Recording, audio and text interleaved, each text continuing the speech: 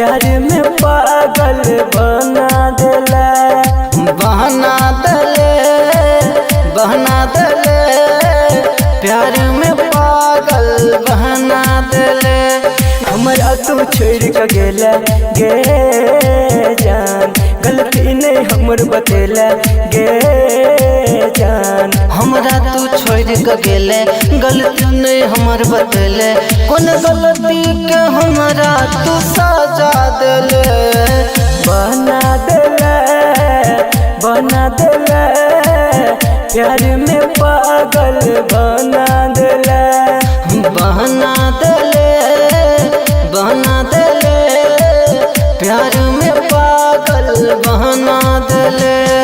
Mithilanchal recording studio Kisanpur.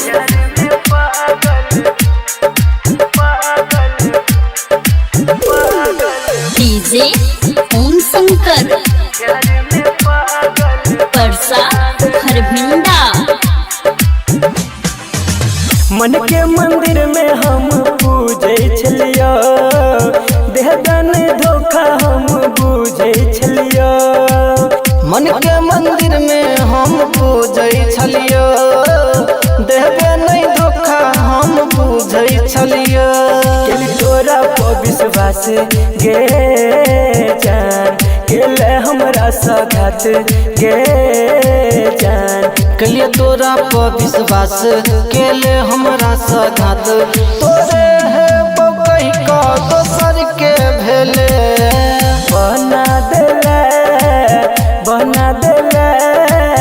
प्यार में पागल बना देला।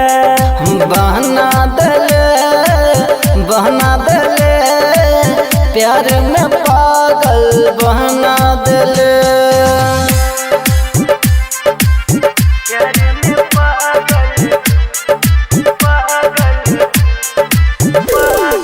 डीजे ओम शंकर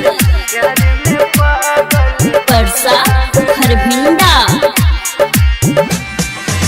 याद में तोरा का नहीं हमर दिल गे, तोरा बिना भेल जियल मुश्किल गे। याद में तोरा का नहीं हमर दिल गे, तोरा बिना भेल जियल मुश्किल गे। रोज सपना में आबै छै गे जान, हमरा तू तरपाबै छै गे जान। रोज सपना में आबै छै हमरा तू तरपाबै छै। रामदुलार के छोड़ जितेंद्र के भेले। बना देला प्यार में पागल बना देला। बना देला प्यार में पागल बना देला। Mithilanchal recording studio Kisanpur.